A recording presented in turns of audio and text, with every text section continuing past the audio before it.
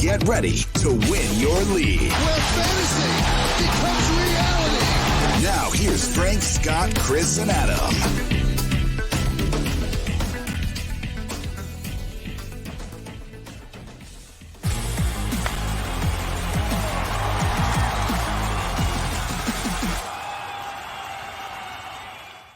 Happy Cinco de Mayo, everybody. Remember always to drink responsibly, and welcome into Fantasy Baseball today. Frank Stanfield joined by Scott White. This is the ranking edition of the podcast. We're basically just going to rank a whole bunch of stuff on today's podcast. We're going to throw in a few worryometers. Jacob deGrom hurt. Christian Yelich hurt. We're going to talk about all of it. What is up, Scotty Too Hottie? Not much, Frank. Another night of baseball to talk about. That's right. You're right about that. Let's jump right in, man. Oh my goodness gracious! I just like to. I've got to throw a few jabs your way, Scott. Messed you a little bit. All right, let's jump right in. I didn't forget about all the other. Oh my goodness gracious, call submissions, by the way. I'm going to work those in eventually. Continue to send me some stuff in, some broadcasting blunders, some fun calls from around baseball that you want to hear. I'm going to work that into a rotation at the top of the show for oh my goodness gracious. But Scott, why don't you get us started with your top standout from Tuesday's action?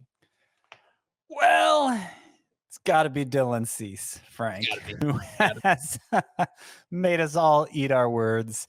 Remember a couple weeks ago when Michael Kopech had that awesome start filling in for Lance Lynn, and we were like, well, if only they'd let Dylan Cease go. Not sure what more we need to see from him.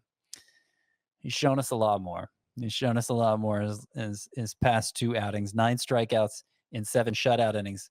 Last time out against the Tigers was facing the Reds here on Tuesday night. Struck out 11 in 6 one-hit innings. Best 2 starts of his career. Dylan Cease has now delivered back-to-back, unscored upon in both. So that's very exciting. But really, what's underneath it is revealing in its own way. Because if you remember last time when he had that great start against the Tigers, I pointed out that the spin rate on his fastball was way up. The spin rate on his fastball remained up in this start against the Reds, but also like Dylan Cease's spin rate on the fastball from today and compare it to pitchers who spin rates for the season on the fastball. Dylan Cease's fastball today would check in behind only Trevor Bauer's and Corbin Burns's for spin rate. The slider would be behind only Corbin Burns's for spin rate. So a lot of action he's getting on those pitches all of a sudden. And that's kind of Ethan Katz, the new pitching coach. That was kind of one of the things he was working toward with Cease and with Carlos Rodon, using a core velocity belt, reworking the mechanics in a way that was supposed to generate more spin. I don't know if that's it taking effect. The only thing I could find from Cease after his last start, he was saying that he stopped worrying so much about mechanics and just was just trying to focus on executing his pitches, and he felt like things started to turn around at that point. So I don't know. I don't know. I mean, obviously he wasn't very good last year before Ethan Katz got there, so something must have clicked for him, because suddenly he looks like the dominant power pitcher he was supposed to be all along. I wonder if he's going to be hearing a call from Major League Baseball with all this spin rate increasing. Apparently that was something they were going to try and crack down on from one year to the next. So pure speculation on my part. Go ahead. Play the skeptic, Frank. That's fine. Look, he's been great. There's nothing I can say about it. Second straight outing, his last 2 starts, 13 shutout, 4 hits, 3 walks, 20 strikeouts on the back of a 21% swinging strike rate.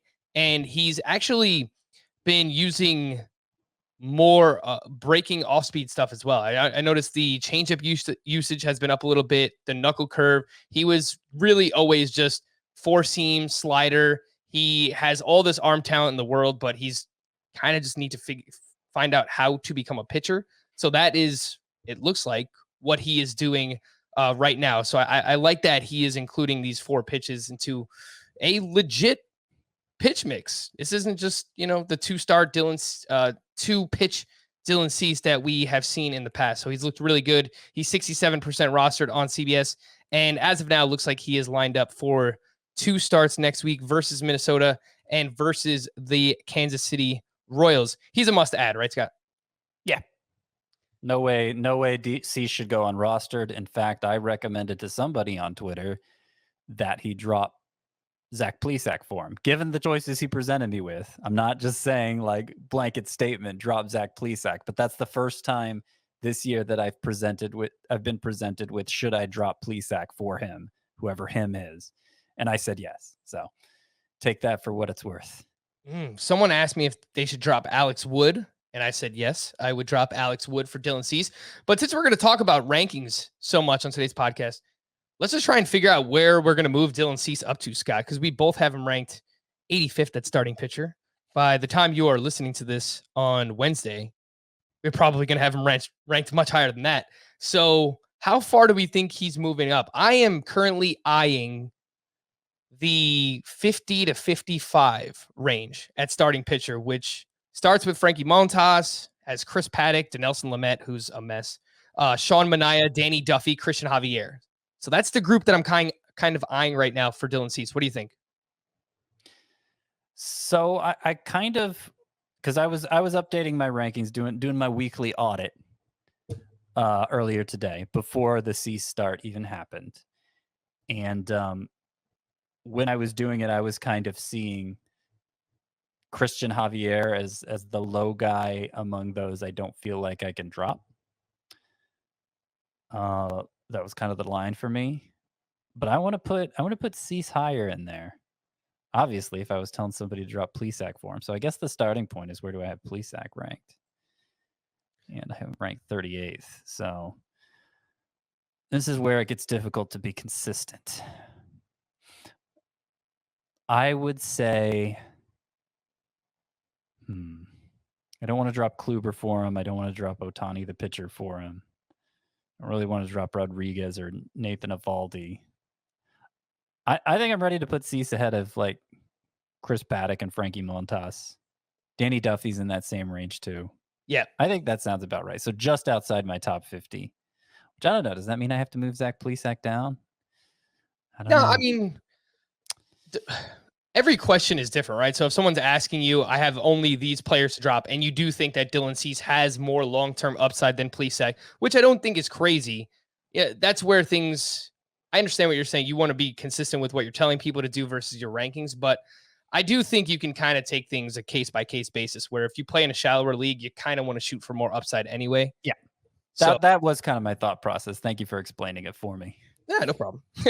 That's what we're here for, right? All right, so Dylan Cease climbing up right around that top 50 starting pitcher range. He has been fantastic over his last 2 starts.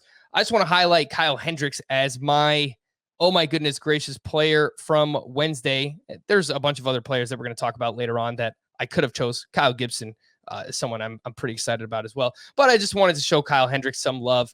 And we were telling people there wasn't really anything in the underlying numbers that said he wasn't going to bounce back. So we were all kind of optimistic on Kyle Hendricks, and that buy low window is now gone against the Dodgers on Tuesday. 7 innings of 1-run ball with 1 walk, 6 strikeouts, 12 swinging strikes on 92 pitches. Scott, this is exactly what you want to see from Kyle Hendricks. Yeah. Remember I talked yesterday about feeling like I couldn't sit Kenta Maeda as much as I wanted to because he had a 2-start week coming up. Now, both of his matchups were great.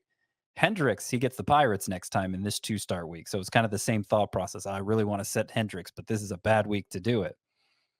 But the Dodgers matchup between those 2 pitchers, Maeda and Hendricks, the Dodgers matchup was the one to worry about. And obviously Hendricks passed that test with flying colors. And, you know, I expected him to get back on track eventually, but because because there's no heat there, you know, he can't overpower hitters. Like it doesn't take him being off by much to just get throttled. And that's, I think, a lot of what we've been seeing here from Hendricks early in the season. But hopefully this start was him getting back on track, and very thankful I started him in all the leagues I did. Can't say the same for German Marquez. I feel for the people out there who finally got a good start from Kyle Hendricks, but then also had German Marquez in their lineups. Yeah, I can't. There has to be teams out there, right, that just had each other cancel out. Basically, it's not even beyond cancel. German Marquez was so bad. German Marquez was like it's brutal. 3 bad starts rolled into one. 8 earned runs in 2/3 of an inning. It's gonna take a while to recover from that. Sadly, I started him in 2 leagues myself, so yeah. I don't have any, Bob. I don't have any shares of German Marquez, and I feel like this always happens, Scott, where as soon as we either talk someone up or if we talk someone down or we say like, oh, they're gonna come around, like something happens, right? So a couple of weeks ago or last week, we were talking about how German Marquez has looked really good. And it's like ever since then, he's just completely right. Well, this was a home start, and the story with Marquez is, oh, don't start him at home. If you play in a weekly league, he has a week with 2 matchups like this week, 1 at home, 1 away. Yeah. What do you do then? That's always a dilemma. But he had actually been good at home so far this year, so I was like, all right, let's just roll with him. Honestly, I'm not convinced he's that good, to be perfectly honest. Marquez, I don't know. I don't know that I want to get burned by him again. Particularly in those categories leagues. In a points league, okay, you can withstand a horrible start in a points league better than you can in a categories league. And he's better for points leagues because when he's on, he does routinely go deeper into his starts. So that's an asset that German Marquez does have. Scott, the worryometer on German Marquez. I mean, can you drop him? His ERA is 6.21. Drop him for Dylan Cease. Yeah. Here's the thing, like, I feel like if Chris was here, he'd disagree pretty strongly because he was the highest on Marquez coming into the season. But he's been the last 2 years. You combine his numbers from the last 2 years, Marquez is less than a strikeout per inning. I know the road numbers are pretty good, but anytime a pitcher's getting less than strikeout per inning, he has to really, really stand out in some other way for me to give him the time of day in fantasy, as prevalent as strikeouts are. So I think I kind of feel like he's still, we're still riding the fumes of that 2018 season when he struck out 230 batters, 10.6 per 9, but he hasn't been that pitcher since then. And, Again, I think the old rule, even though he was breaking it early this season, don't start him at home. I think we're clearly back to that after this start. So can only use him half the time and not going to give you a great strikeout rate anyway. I don't know. That to me is pretty fringy. Yeah, his walks per 9 heading into Tuesday were over 5. So the command has been brutal for German Marquez. Would you drop him for Dylan Cease?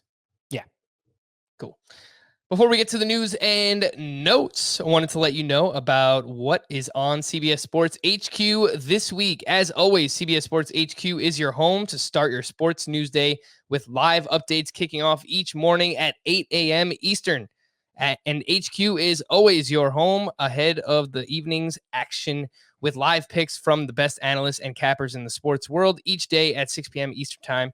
You may be thinking it's quiet time in sports with the NFL draft over, but you'd be wrong. It's a Champions League week on HQ. In fact, it's the second leg of the semifinals, and that means we'll have wall-to-wall coverage Tuesday and Wednesday, including latest news. Well, you're hearing this on Wednesday, so you could watch it on Wednesday. Latest news, analysis, picks, lots of picks coming around both match days. So check out HQ on your computer on cbssports.com. or via the CBS Sports app on your mobile phone or TV. It's always free. It's always on CBS Sports HQ. News and notes. We got some not great updates on Tuesday. Jacob deGrom was scratched from his start, and then the Mets game got rained out anyway. And the MRI showed inflammation in his right lat. Jacob deGrom will refrain from throwing for the next few days. Scott, what is your worryometer on this Jacob deGrom injury? It's maybe like a 3 because there's always the potential he aggravates and it becomes worse. I feel like we have an episode like this with DeGrom every year though, where there's something happens and it seems like it could be bad and everybody's freaking out and then he ends up missing a start or two and is fine the rest of the way. So hopefully that's all it is again. Indications are that's all it is again. But it's a little higher than 0. It was enough that I had recently moved him up to first in my rest of season pitcher rankings, and this was enough for me to drop him back to third behind Bieber and Cole. Christian Yelich, another one. He re-injured his back and was placed on the IL Tuesday. He only played one game, and that was Monday's action. I believe he had a hit. Manager Craig Counsell sounds pretty concerned too. Quote, last night, Christian told us that he's not going to be able to do this on a daily basis, and so we need to stop and completely resolve this. At this point, we don't have an answer. And perhaps this is the reason why he's been striking out so much since the start of last year, Scott. So this sounds bad for Christian Yelich. What is your worryometer on him? Yeah, it's probably like a solid 5 at this point. I probably need to pull him down in my outfield rankings outside the top 10 at least. He'd been holding steady at 5 for me just because I was expecting the return to be right around the corner and him to hopefully get back to his MVP ways. But it's alarming that he hasn't made any real progress yet. And backs are tricky. I don't know what it's going to take. And like DeGrom, this is kind of something that Yelich, it feels like he's dealt with it on and off the past couple of years. Even when he was in his prime MVP-esque seasons, it always kind of felt like you would hear it pop up here and there. Oh, he's out of the lineup here, sore back, whatever. So maybe it's finally catching up to Christian Yelich, which sucks because when the guy is going healthy, he is, one of the best bats in the game. But yeah, Christian Yelich, there is reason to be concerned about him. There's not really anything we do, right, Scott? It's just hold. Even if you try to sell him for something, now's just not the right time to do it. So, yeah, a couple weeks ago we did our survey that we do every Monday, where we're presented with 5 questions and we each give an answer. And favorite buy low player was one of the questions, and I said Yelich.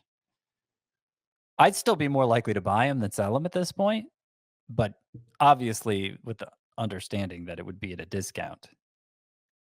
Carlos Carrasco pitched in a simulated game at the Mets spring facility on Tuesday. He apparently hit 96 miles per hour with his fastball, and he is expected to make a rehab start on Sunday. Carlos Carrasco's coming soon. Juan Soto was activated Tuesday, but was limited to a bench role. He pinch hit and went 0 for 1 with a strikeout. More injuries. Nico Hoerner was placed on the IL with a left forearm strain. Jake Arrieta was placed on the IL with a right thumb injury.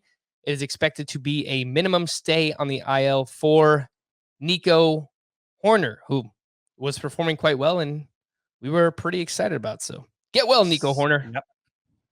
Nick Senzel was out of the Reds lineup with a sore shoulder. He left opening day with a shoulder injury as well. He's had surgery on his shoulder, so it's just more for Nick Senzel. Might be Tyler Naquin time, Scott. So if anything happens to Senzel, probably would see an uptick in playing time for Naquin. Kevin Gausman was placed on the COVID IL with vaccine side effects. He should be back within a few days. Alex Kirilloff was scratched Tuesday with wrist soreness. I mean, this is why we can't have nice things, man. What? Nico Hoerner, Alex Kirilloff, I hope they're all right. It should be nothing serious, but come on, man. Dinelson Lamet returned from the IL on Tuesday against the Pirates. He pitched 2 innings. He allowed 4 hits with 0 strikeouts. His fastball was down 3 miles per hour from last year. His slider was down 2 miles per hour. Scott, what is the game plan here for Dinelson Lamet? I just cannot figure this situation out for the life of me. Yeah, it's I don't know. He did not look good. Velocity was way down, as you mentioned. He could only make it 2 innings. Didn't have a single strikeout, right? Nope. Why would he? His velocity was down multiple miles per hour. I'm still anticipating an IL stint and would pay Would not pay much of anything for him on the trade market right now. Amir Garrett has been suspended 7 games for causing a benches clearing brawl over the weekend. He is appealing the suspension. Brady Singer is on track to start Wednesday against Cleveland. He got hit on his heel with a line drive his last time out. Jordan Hicks was placed on the IL with elbow inflammation. He's expected to miss at least 4 weeks.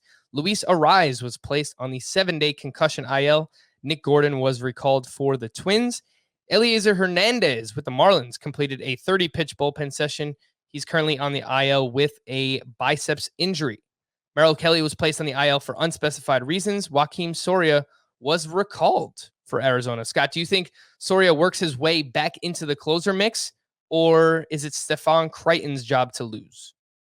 I think Crichton has to lose the job. I don't think Crichton is a closer caliber reliever, so that may well happen. But I think Crichton's got it for now. Then again, what should we bring up Josh Staumont and what happened with him? Because it sure looked like he had the role for the Royals. In fact, I wrote about in Monday's bullpen report, or Tuesday's bullpen report, just earlier Tuesday. I wrote about how confident I was Josh Staumont was definitively the Royals closer. So of course he came in the 7th inning in Tuesday's game against the Indians. Not only did he come in the 7th inning, but he gave up 3 earned runs in that inning, ended up taking the loss. So maybe that's on Mike Matheny for using his closer in a non-save situation, which is still kind of a thing that is known to create implosions. Maybe Staumont was thinking of himself as the closer. I don't know. Look, if you're still asking me to pick a front runner for saves in the Royals bullpen, it's still Staumont with an asterisk, and didn't happen to check who was due up that inning. It may have been just that it was such a high leverage situation that Staumont didn't want to lose the game there. Obviously, we saw how that turned out. Anyway. Let's see. A runner was on, but no good hitters were coming up. Yeah, I don't know. That's weird. Yeah, I would still guess Staumont's the guy for the next save. I mean, he may need a day off, but the next save chance. But clearly, it's not as locked up as I thought it was. Yeah, the Royals closure situation has been one of the toughest to figure out all season long. Yesterday, the Blue Jays said George Springer would be back on Tuesday. George Springer was not back on Tuesday. He is day-to-day, according to manager Charlie Montoyo. Anthony Rendon was out of the Angels lineup after fouling a ball off of his leg late on Monday night. Matthew Boyd will start Sunday against the Twins. Quote, if all things continue to progress with his sore left knee, the Dodgers are likely to treat one of their weekend games against the Angels as a bullpen day, meaning Trevor Bauer is unlikely to make a start Saturday on short rest. As expected, Tommy Listello was placed on the IL with a left hamstring strain. He'll be out at least 4 weeks. Luke Voigt started a rehab assignment on Tuesday. He was leading off for their AAA affiliate, and he finished with 2 hits and a walk. So Luke Voigt could be back as soon as next week. And a few other prospect updates. Austin Martin, the Blue Jays' first-round pick in 2020, is likely to split his playing time in the minors between shortstop and center field. He went 2 for 4 with a walk in his first game on Tuesday. Nate Pearson started opening day for AAA Buffalo on Tuesday. He'll need to show he can work at least 6 innings consistently before he's considered for a promotion to the Blue Jays. He finished the game with 8 strikeouts and just 1 walk, but only completed 3 2/3 innings pitched. Joe Adell is starting his minor league season at AAA, and Mariners pitching prospect Logan Gilbert will start on Friday for their AAA affiliate. Scott, let's rank some stuff. Got a lot of starting pitchers. We got some waiver wire ads, some Giancarlo Stanton talk, who is on fire. Let's start off with some outfielders that might be available in some shallower leagues, because I don't know, apparently, none of these outfielders are available in Chris Towers' leagues where he needs outfielders, but they might be available in your league. So let's talk about them. Raimel Tapia, he hit a grand slam in the first game of the doubleheader on Tuesday. He was batting 317. I didn't see what that updated number is. Andrew McCutchen hit a double dong on Tuesday. He now has 3 home runs over his last 3 games. He is 54% rostered. Willie Calhoun, we talk about this guy all the time, but his roster rate is still low. It's 46%. He started against a lefty, Jay Happ, and he homered off of a lefty, Taylor Rogers, in the 9th. Yeah. Willie Calhoun's coming on strong. Adolis Garcia looked like he was starting to scuffle a little bit. He's now homered in back-to-back games. He's up to 7 home runs on the season. So, Scott, rank these 4 potential waiver wire outfielders: Raimel Tapia, Andrew McCutchen, Willie Calhoun, Adolis Garcia. Well, Willie Calhoun is number 1 with a bullet. I can't leave him unrostered in any league at this point. I think the potential for him to be an impact contributor is pretty high, especially given that he doesn't strike out much. That helps in points leagues especially. But I think it's going to lead to consistency for him too. And really the biggest question is, will they be sitting him against left-handed pitchers? Well, lately they haven't been. And if he continues to perform against them as he did today, as he did Tuesday, then yeah, this might be the breakout. This might be the breakout year for him. It might be the start of something special. Now, Raimel Tapia, it's kind of surprising he has only 4 home runs. His slug, at least coming into today, was 361. That ain't good. That's not that doesn't lend itself to much power. And I don't think you should count on him contributing in that way going forward. Batting average and stolen bases, that's what he was expected to contribute at the start of the season. I still think that's mainly what he's good for. Not sure it's going to be a huge steals total. It might just be a okay steals total. But I see him more as a need filler than just an outfielder everybody needs to be starting. And Adolis Garcia is kind of the same way, except power. I see Garcia, you mentioned he was scuffling, but then he's homered in 2 straight games. I think there's going to be a lot of that. It's going to play out exactly that way a lot over the course of this season. Kind of reminds me of Hunter Renfroe back when Hunter Renfroe was usable, but just very one-dimensional with the power. I think Garcia is going to be the same way. No, Frank's gone. It's all me. It's all me until Frank rejoins us. So I'm going to rank starting pitchers. We had Shane McClanahan make his 2nd start. He went 4 innings again. This is what I was worried about with him. 4 innings in back-to-back starts, only 63 pitches thrown. And Frank was watching the broadcast. He mentioned to me that the announcers were kind of hinting at he might only go 4 or 5 innings most of the time, McClanahan. It might not be a great situation in terms of picking up wins, but of course the stuff looked phenomenal again for him. And yeah, really good stuff. Fastball that peaks at 100 miles per hour. Really good slider. Inning for inning, I think McClanahan's going to be very useful, but it's going to be, it's going to be hard for him to make a points league contribution specifically if his innings are limited so severely. Cole Irvin. Now, this was a special one. 8 innings pitched, 1 earned run allowed, 9 strikeouts for Cole Irvin against the Blue Jays. And actually, his last 4 starts, last 4 starts for Cole Irvin, a combined 4 earned runs. So he's been on quite a run here, Irvin has. I don't really get it. I read after his last start that the Athletics were having him use his 2-seamer more because it's a pitch he's comfortable with. And he wasn't really getting to do that with the Phillies. So they think they may have unlocked something with him. But apart from just allowing few runs, I haven't seen how that's actually improved things for Irvin. It's not like the swinging strikes look good. It's actually a very low ground ball rate. I was surprised actually looking it up and seeing that Cole Irvin had such a low xFIP. His xFIP, I'd expect a kind of middling strikeout guy who doesn't have a good ground ball number. I'd expect his xFIP to be on the high side. 362 though, that's respectable.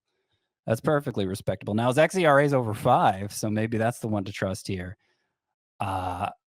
the fact that he's walked so few guys, I think, is doing a lot of heavy lifting with that xFIP for Irvin. I don't know. He looks pretty hittable to me, and I don't really feel like he can keep this going. But this is a nice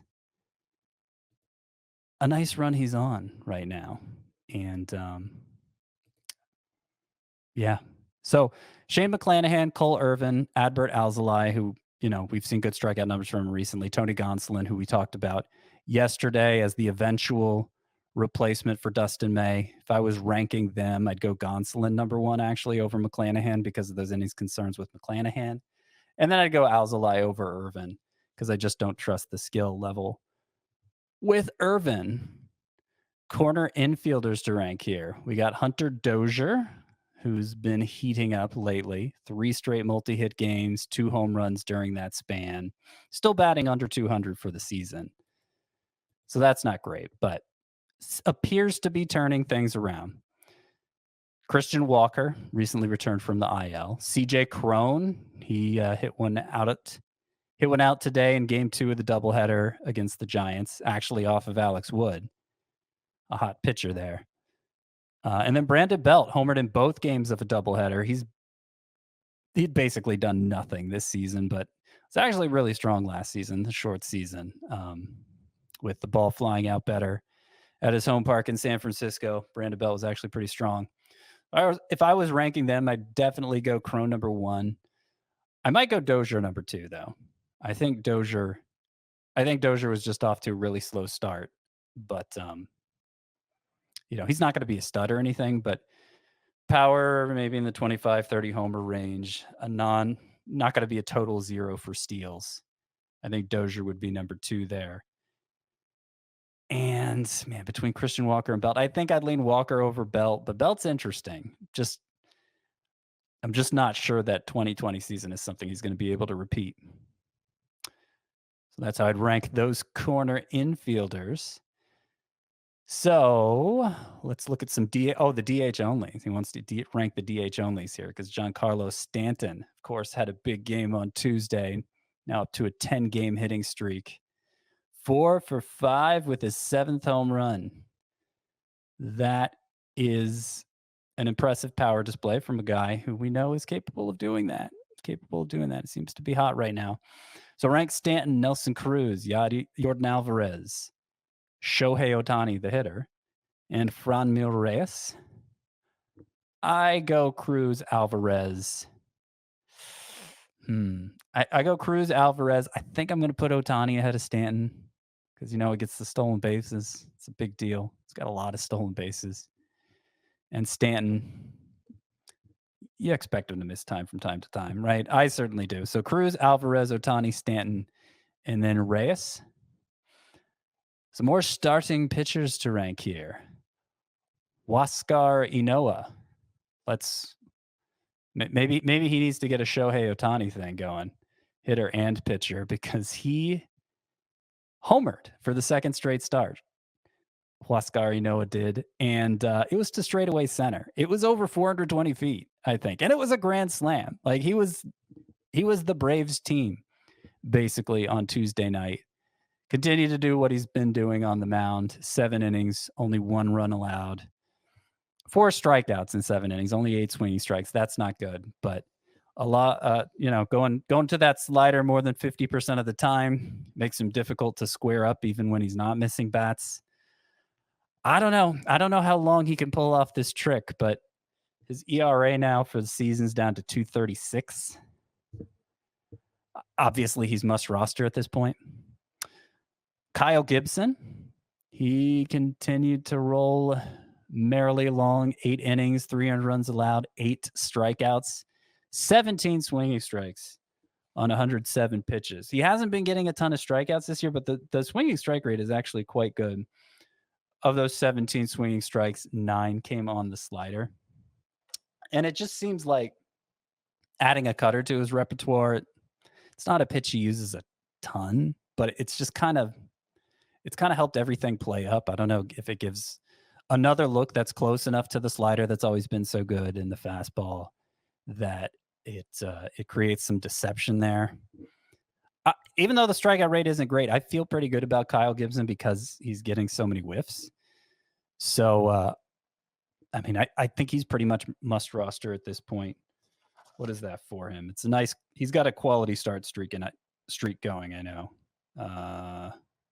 Yeah, his xERA is like right around 3. So Statcast likes what he's doing. And then Alex Wood, I half-heartedly recommended him for the start at Coors Field because I gotta come up with 10 low-end starting pitcher recommendations every week. So I didn't feel great about it, but he survived it. He survived it. 2 earned runs in 5 innings, only 2 strikeouts. He'd been getting more of those past couple starts, which has really dominated in his last 2 outings. But obviously, Coors Field, a dangerous place to pitch. I think the fact that he survived it, and was he able to pull out the win? I know he left in line for a win, but they were kind of falling apart there at the end. It looks like nope, the Rockies came back and won that game. So Alex Wood didn't get the win. So that's disappointing. But anyway, between Huascar Ynoa, Kyle Gibson, Alex Wood, ranking them rest of season, I think they're almost roster. Wood, by the way, is up to 83%. I would go Ynoa, then Wood, then Gibson. But they're almost roster, like I said. Middle infielders, kind of the low end here. Josh Rojas hit a home run here on Tuesday. He's up to 5 now. Just on a roll here after a terrible start to the season, getting a lot of playing time for the Diamondbacks. Gavin Lux, he's been terrible since the first week. Jonathan India, whatever. I can't muster much excitement for Jonathan India anymore. So I'd rank him just that way. Josh Rojas 1, Gavin Lux 2, Jonathan India 3.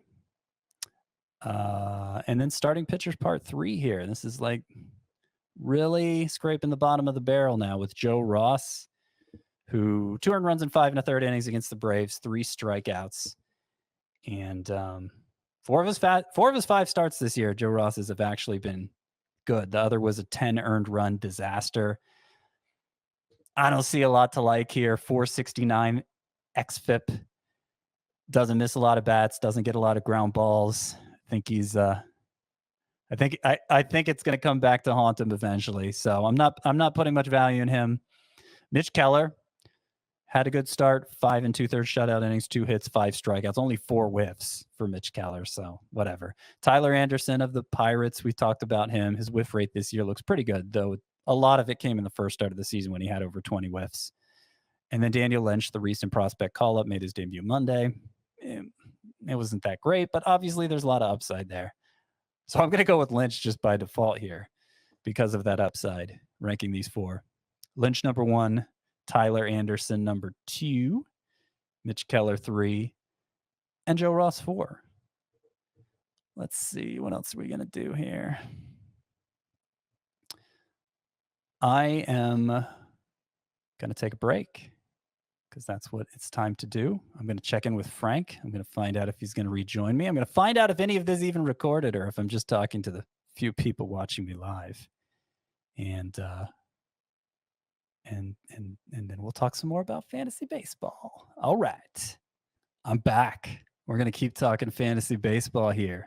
Like it or not, it's just me. Frank is gone. Internet's out all over his neighborhood. We're doomed. I'm having to look at these notes I've never seen before.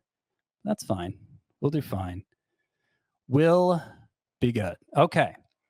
Clayton Kershaw.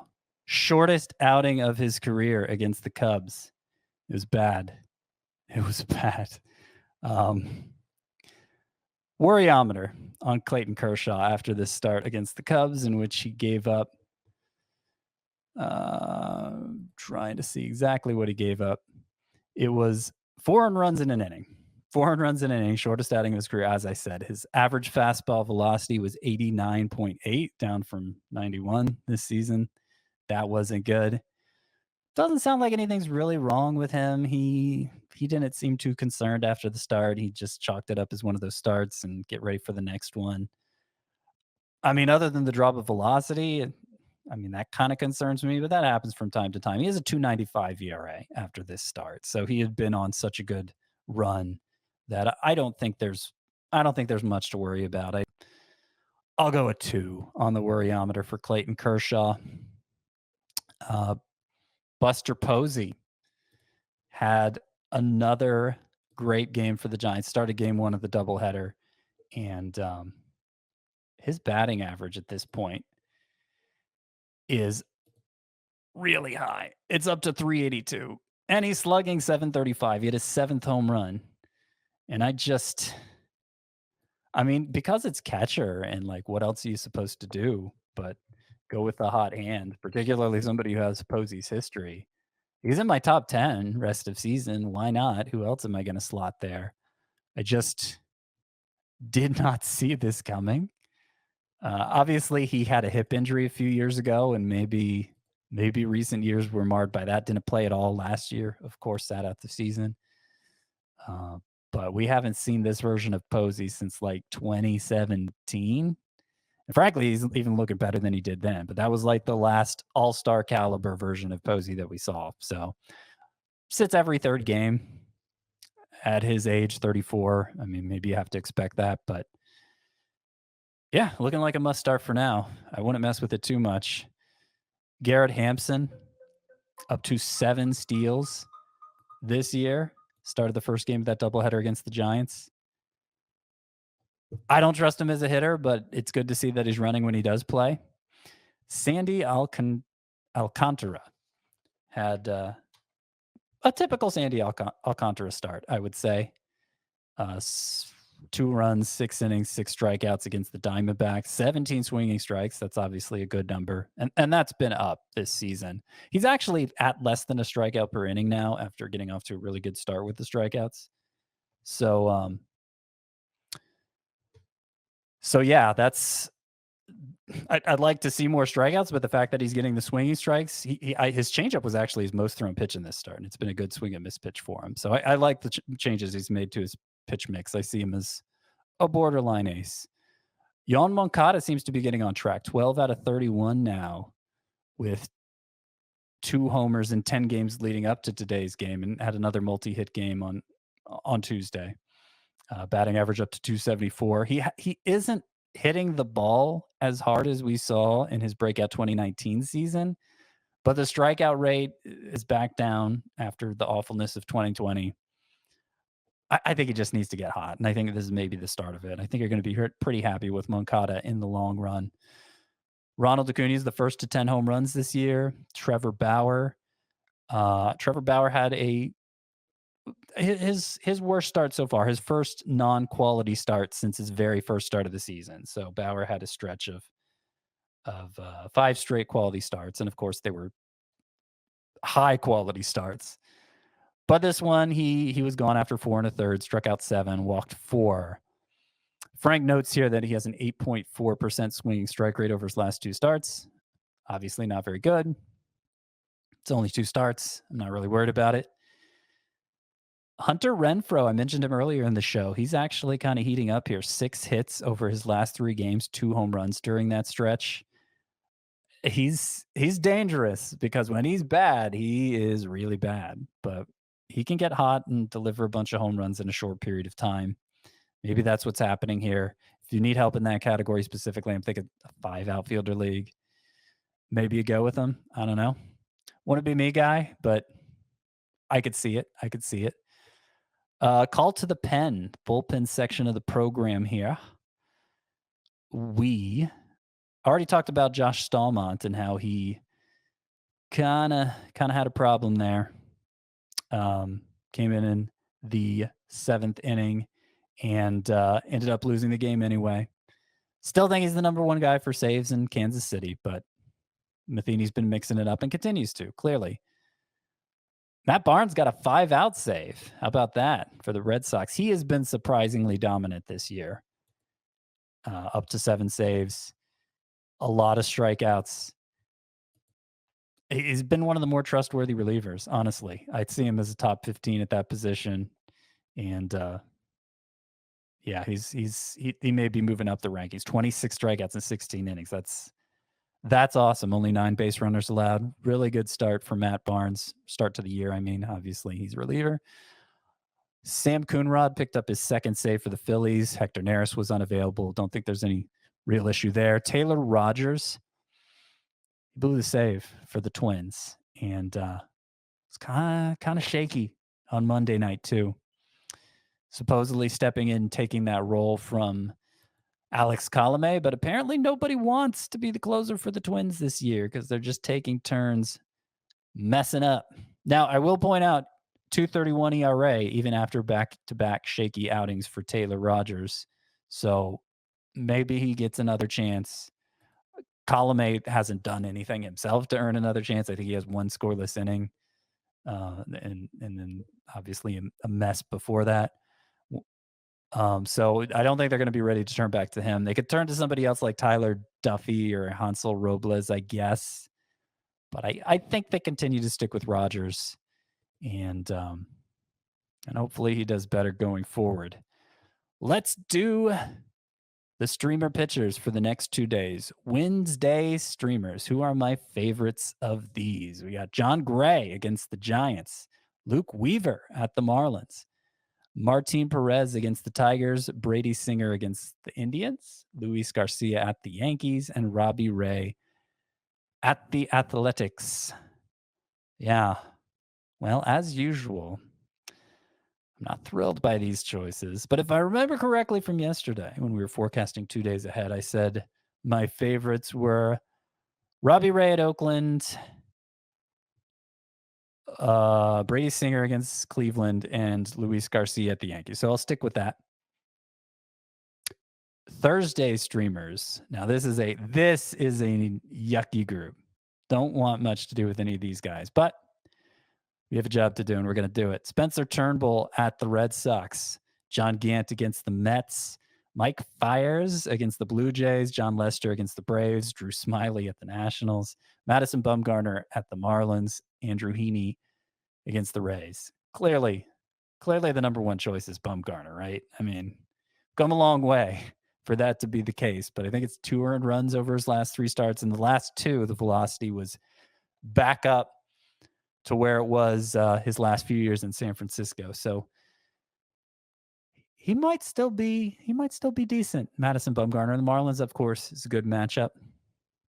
I feel okay about that one.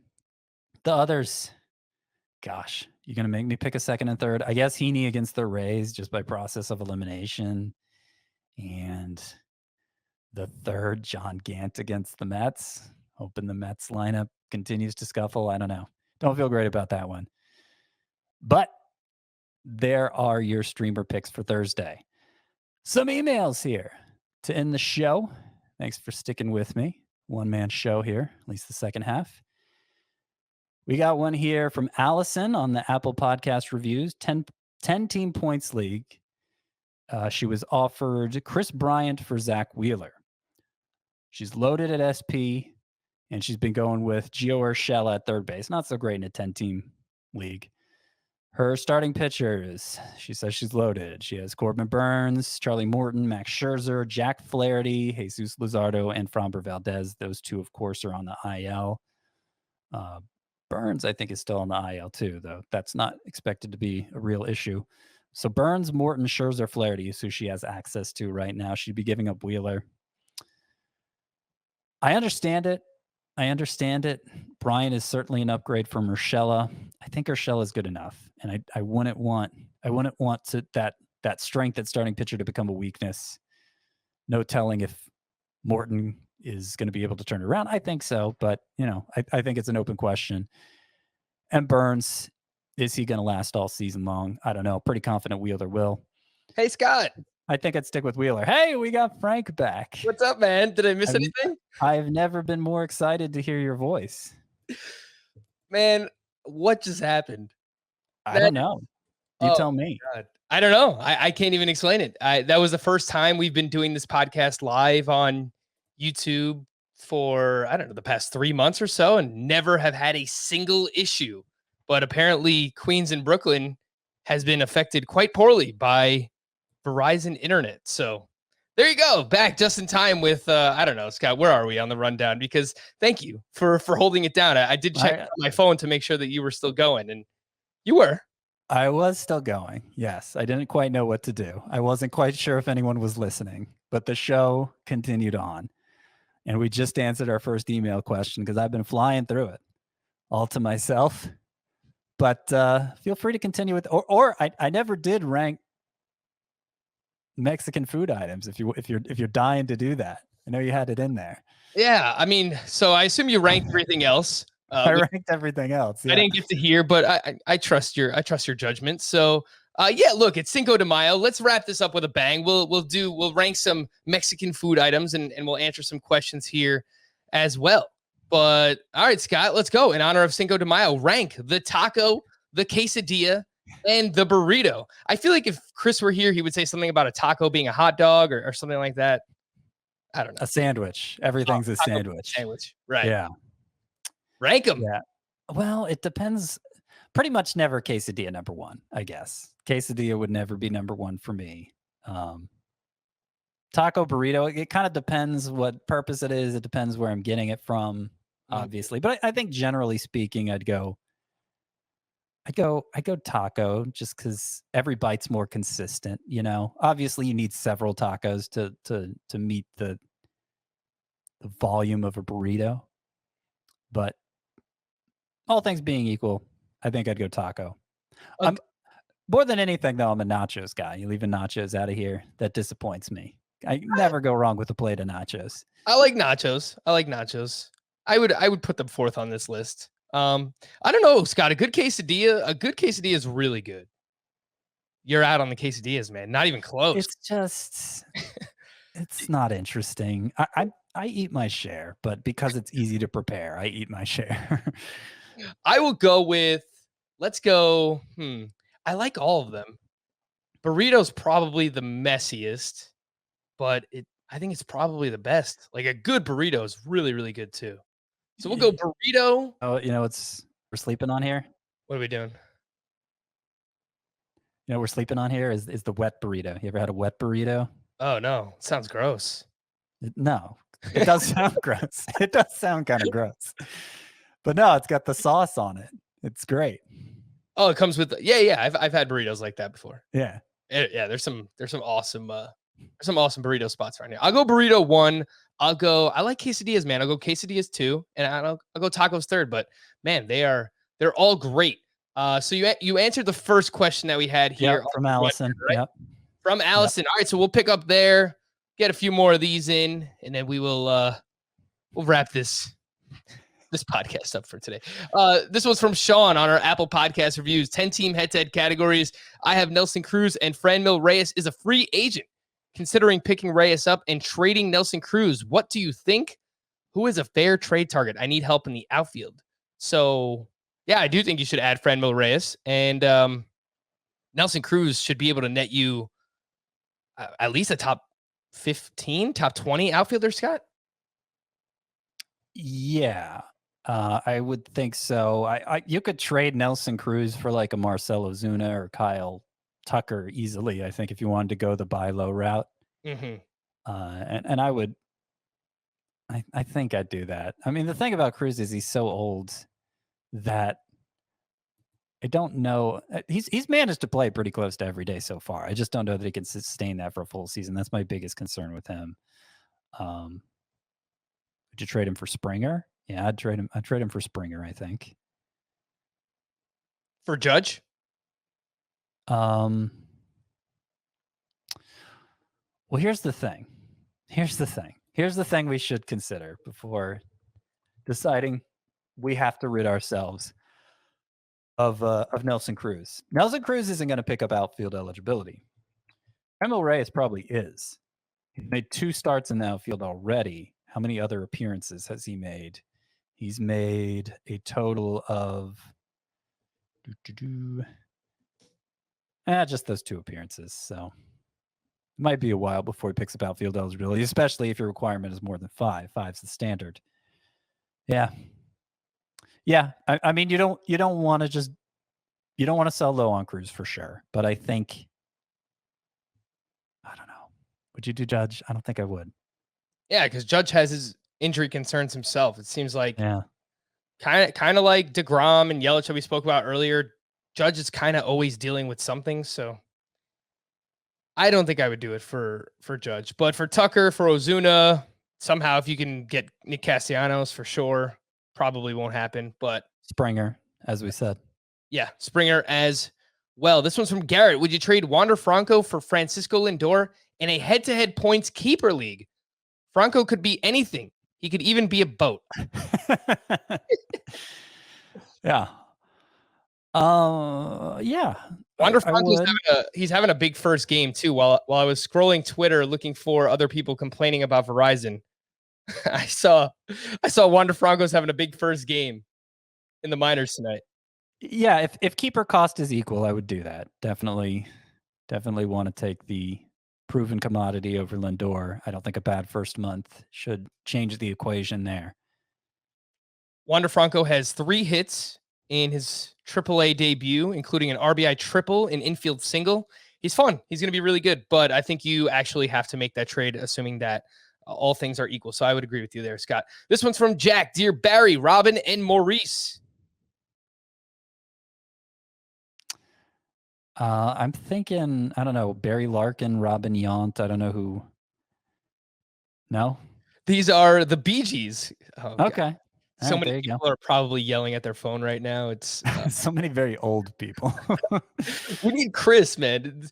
Chris doesn't know this. Chris is our balance, man. He brings the musical element to things. I mean, come on. No, I think Chris's music knowledge begins in the 90s. I mean, he kind of knows his stuff. Anyway, the question. I gave up Eugenio Suarez and Lance McCullers for Aaron Savale and Josh Stallmont. Suarez will be replaced by Ke'Bryan Hayes when he comes back from the IL. This is a 12-team head-to-head points league. Suarez and McCullers for Savale and Stallmont. I don't like it. I don't like it, Scott. I didn't like it even when I was sure Stallmont was the closer, and I'm not sure in a 12-team points league, closer shouldn't be that hard to find that you're trading for one unless he's a stud, you know?